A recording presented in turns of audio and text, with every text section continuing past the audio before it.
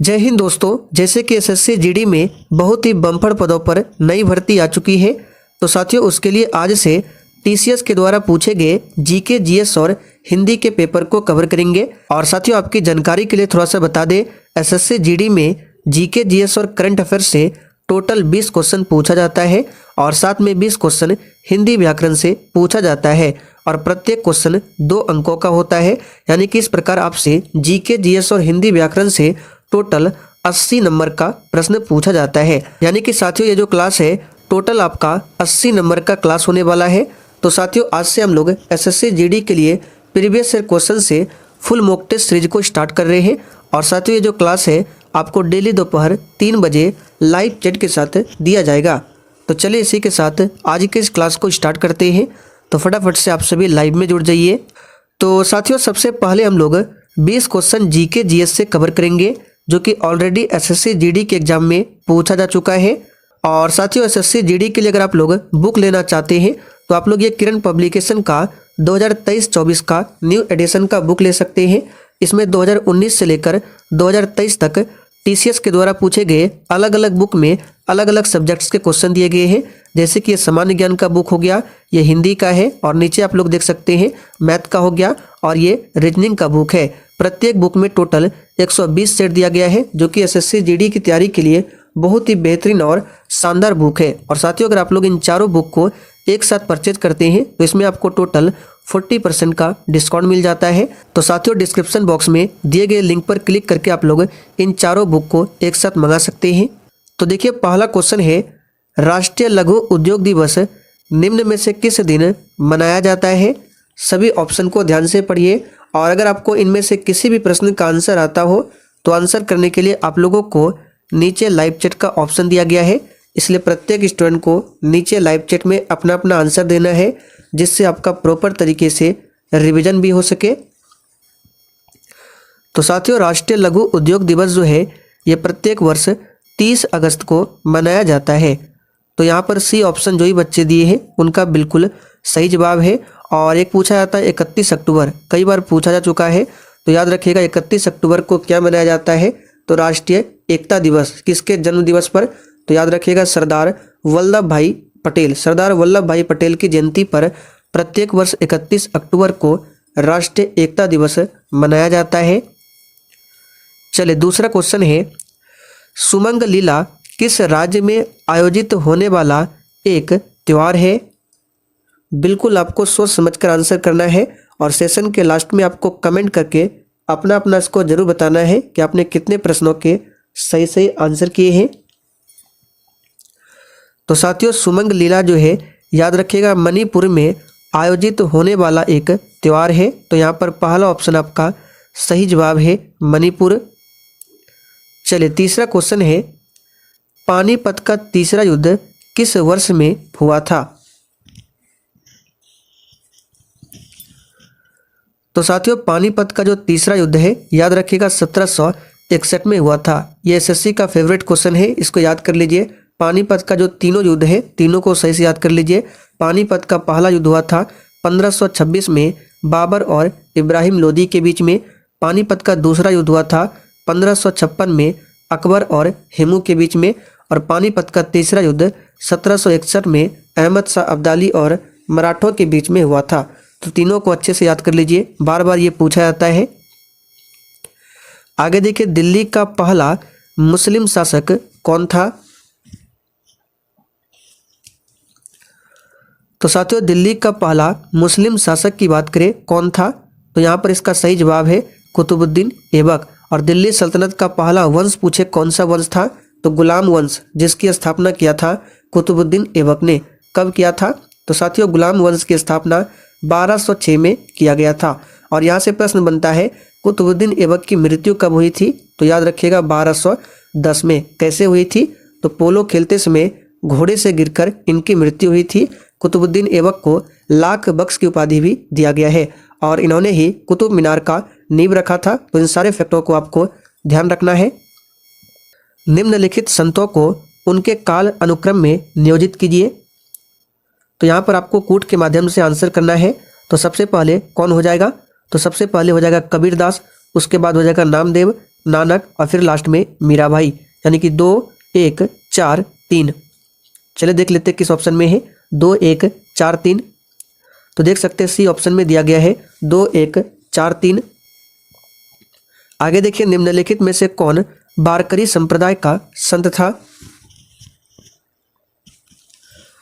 तो साथियों यहाँ पर छठे प्रश्न का सही जवाब हो जाएगा सी ऑप्शन नामदेव। याद रखिएगा साथियों, नामदेव जो है ये वारकरी संप्रदाय का संत था। भक्त तुकाराम कौन से मुगल सम्राट के समकालीन थे? चलिए 7 के लिए आप सभी आंसर कीजिए। और साथियों बिल्कुल इसी लेवल का क्वेश्चन एसएससी जीडी एग्जाम में पूछा जाता है, इसलिए आप लोग डेली क्लास को अटेंड कीजिए और साथ में आप लोग टेलीग्राम चैनल को जाकर जरूर ज्वाइन कर लीजिए, क्योंकि सभी क्लास की जो इन्फॉर्मेशन है वहीं पर शेयर की जाती है। तो भक्त तुकाराम जो है कौन से मुगल सम्राट के समकालीन थे? तो याद रखिएगा जहांगीर। यहाँ पर सी ऑप्शन आपका सही जवाब है जहांगीर। आगे देखिए, कृष्णदेव राय के दरबार में अष्टदिग्गज कौन थे? तो देखिए यहाँ से आपसे 3 क्वेश्चन पूछा जा सकता है और जो क्वेश्चन पूछा जाता है आपको बता देते हैं। सबसे पहले अष्टदिग्गज जो है ये कृष्णदेव राय के दरबार में था, और यहाँ पर अष्टदिग्गज का मतलब क्या है? तो 8 तेलुगु कवि। यहाँ पर बी ऑप्शन आपका सही जवाब है, याद रखिएगा। और यहाँ से प्रश्न बनता है कि अष्टप्रधान किसके दरबार में था? तो याद रखिएगा शिवाजी के दरबार में था अष्टप्रधान। और नवरत्न पूछा जाता है, नवरत्न किसके दरबार में था? तो अकबर के दरबार में। और शिवाजी के दरबार में जो अष्टप्रधान था ये क्या था? तो 8 मंत्री। मुगल वास्तुकला को किसके शासनकाल में अनोखी भव्यता प्राप्त हुई थी? चलिए 9 के लिए आंसर कीजिए। तो साथियों मुगल वास्तुकला को याद रखिएगा शाहजहां के शासनकाल में अनोखी भव्यता प्राप्त हुई थी। अकबर की बात करें तो साहित्य का स्वर्ण काल कहा जाता है अकबर के काल को, और जहांगीर के काल को कला का स्वर्ण काल कहा जाता है। निम्नलिखित में किस स्थान के खंडहर विजयनगर की प्राचीन राजधानी का प्रतिनिधित्व करते हैं? तो विजयनगर की बात करें तो इसकी प्राचीन राजधानी की बात करें तो ये हो जाएगा हम्पी, जो कि कर्नाटक में पड़ता है। और विजयनगर साम्राज्य की स्थापना किसने किया था पूछा जाता है, तो हरिहर और बुक्का नामक 2 भाइयों ने कब किया था? तो 1336 ईस्वी में। सारे फैक्टों को ध्यान रखें। विजयनगर के किस शासक ने चीन के सम्राट के पास अपना राजदूत भेजा था? तो यहाँ पर इसका सही जवाब क्या हो जाएगा? बुक्का प्रथम ने। याद रखिएगा विजयनगर के शासक बुक्का प्रथम ने चीन के सम्राट के पास अपना राजदूत भेजा था। आगे देखिए, जब राजा ओडियार ने मैसूर राज्य की स्थापना की तब विजयनगर साम्राज्य का शासक कौन था? चलिए तो यहाँ पर इस प्रश्न का सही जवाब क्या हो जाएगा? तो इसका सही जवाब है डी ऑप्शन वेंकट द्वितीय था। आगे देखिए, वर्ष 1739 में दिल्ली पर कब्जे के बाद मुगलों की विशाल संपत्ति खालिस्तान के हाथों में चली गई थी। तो साथियों वर्ष 1939 में दिल्ली पर कब्जे के बाद मुगलों की जो विशाल संपत्ति है नादिर शाह के हाथों में चली गई थी। तो यहाँ पर पहला ऑप्शन आपका सही जवाब है नादिर शाह। आगे देखिए, तैमूर के आक्रमण के बाद भारत में किस वंश का राज्य स्थापित हुआ था? तो यहाँ पर इसका सही जवाब है ऑप्शन बी सैयद वंश। वेरी इंपॉर्टेंट क्वेश्चन है, स्टार मार्क कर लीजिए। तैमूर के आक्रमण के बाद भारत में सैयद राजवंश का स्थापना हुआ था। वास्तुकला की भारत फारसी शैली ने किसके शासनकाल में सर्वोच्च सुंदरता प्राप्त किया था? तो यहाँ पर 15 का सही जवाब है डी ऑप्शन शाहजहां। मुगल काल में पोलज क्या था? तो साथियों भूमि वार्षिक रूप से जोती जाती थी, इसी को मुगल काल में पोलज कहा जाता था। विधान परिषद की सदस्यता के लिए न्यूनतम आयु कितनी होती है? अब देखिए विधान परिषद की बात करें तो विधान परिषद क्या है? तो वर्तमान में भारत के टोटल 6 राज्यों में ही विधान परिषद मौजूद है। याद रखिएगा सभी राज्यों में विधान परिषद नहीं है। तो विधान परिषद की सदस्यता के लिए न्यूनतम आयु जो है 30 वर्ष है। यहाँ पर सी ऑप्शन आपका सही जवाब है। जिस तरह से राज्यसभा के लिए न्यूनतम आयु 30 वर्ष है, उसी प्रकार विधान परिषद की सदस्यता के लिए भी न्यूनतम आयु 30 वर्ष है। 25 वर्ष लोकसभा सदस्य के लिए है, 35 वर्ष राष्ट्रपति, राज्यपाल, उपराष्ट्रपति बनने के लिए है। याद रखिएगा वह निर्णय लेने का अधिकार किसका है कि कोई विधेयक धन विधेयक है या फिर नहीं? तो साथियों ये जो निर्णय लिया जाता है, सिंपल क्वेश्चन है, लोकसभा के अध्यक्ष के द्वारा। तो यहाँ पर पहला ऑप्शन आपका सही जवाब है। और वर्तमान की बात करें तो वर्तमान में ओम बिरला लोकसभा के अध्यक्ष है। वर्तमान में 17वीं लोकसभा चल रहा है। आगे देखिए, भारत के उपराष्ट्रपति का कार्यकाल वर्ष होता है। तो वर्तमान में भारत के उपराष्ट्रपति कौन है? तो श्री जगदीप धनखड़। और उपराष्ट्रपति का जो कार्यकाल होता है 6 वर्षों के लिए होता है, याद रखिएगा। उपराष्ट्रपति राज्यसभा का पदेन सभापति होता है, तो इसे भी ध्यान रखें। भारत के नियंत्रक और महालेखा परीक्षक आमतौर पर खाली स्थान की प्राप्तियां और व्यय का लेखा जोखा नहीं करती है।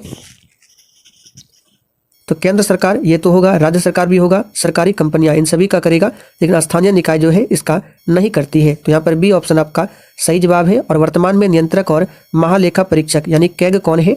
तो याद रखिएगा गिरीश चंद्र मुर्मू। और वर्तमान में भारत के महान्यायवादी कौन है?